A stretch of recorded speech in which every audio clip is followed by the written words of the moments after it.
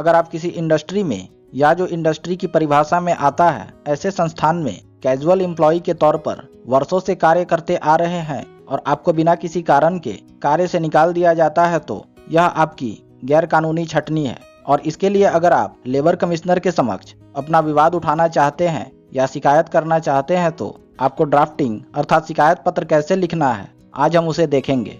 यहाँ मैं आपको यह बता दूं कि आपके केस का फैक्ट अलग हो सकता है, लेकिन इस ड्राफ्टिंग के बहुत से बात आपको अपने शिकायत पत्र में जरूर शामिल करना चाहिए। इस ड्राफ्टिंग को देखने के बाद आपको एक आइडिया हो जाएगा और एक प्रारूप भी मिल जाएगा जो आपकी ड्राफ्टिंग को काफी सरल बना देगा। तो आइए शुरू करते हैं। To the assistant labour commissioner central.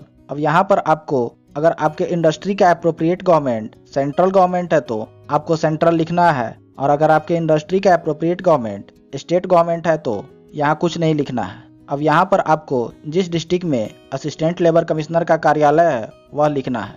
Subject industrial dispute over illegal retrenchment of. अब यहाँ पर आपको अपना पूरा नाम एड्रेस अच्छी तरह भरना है। Bye the management of. अब यहाँ पर आपको कंपनी का नाम भरना है। With effect from. जिस तारीख को आपको कार्य से निकाला गया है वह तारीख यहाँ भरना है। Parties of conciliation for the workman. अब आपको यहाँ पर अपना पूरा नाम एड्रेस अच्छी तरह भरना है। For the management. अब यहाँ पर आपको कंपनी का नाम और पूरा पता अच्छी तरह भरना है। Dear sir, I request you to initiate conciliation proceeding for the reason given below that ABC son of XYZ resident of was appointed by the management of. अब यहाँ पर आपको कंपनी का नाम और आपकी नियुक्ति की तिथि भरनी है। To discharge the duties of. अब यहाँ पर आपको आपका जो डिजिग्नेशन है वह भरना है।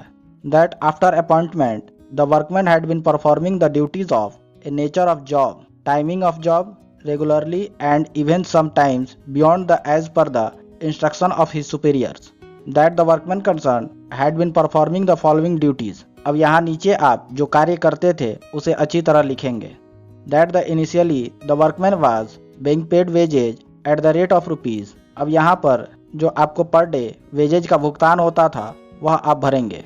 Which was increased to rupees. अब यहाँ पर जैसे जैसे वेजेज बढ़ा है वह आप भरेंगे।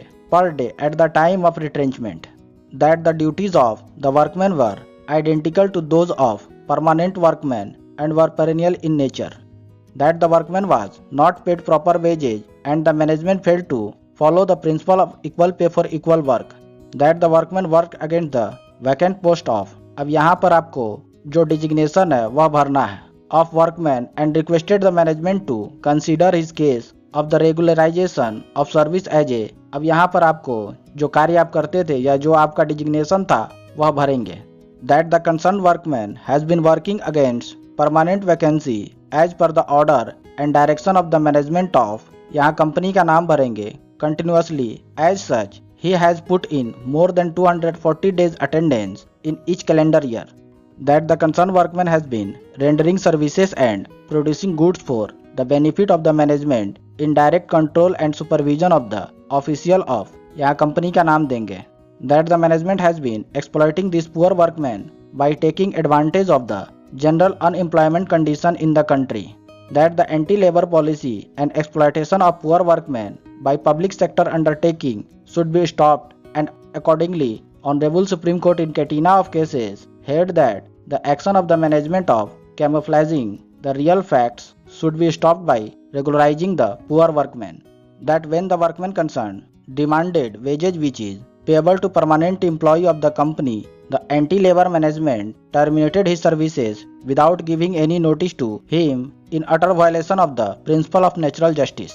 That the management has not paid him retrenchment compensation as provided in section 25F of the Industrial Dispute Act 1947। Therefore, the termination of the services of workmen concerned is illegal retrenchment। That the action of the management was vindictive in nature and smacks anti-labor attitude of the management। That the workman concerned is entitled for reinstatement with full back wages।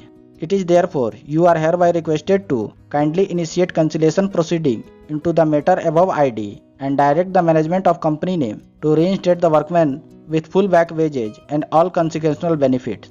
Thanking you, yours faithfully। अब यहाँ पर आप अपना पूरा नाम और address लिखेंगे और यहाँ पर डेट भर देंगे। तो इस प्रकार से हम छटनी के केस में ड्राफ्टिंग करते हैं। तो अब आप समझ गए होंगे कि आपकी छटनी होने पर आपको किस प्रकार से ड्राफ्टिंग करनी है या आवेदन लिखना है और किन बातों को ध्यान में रखना है।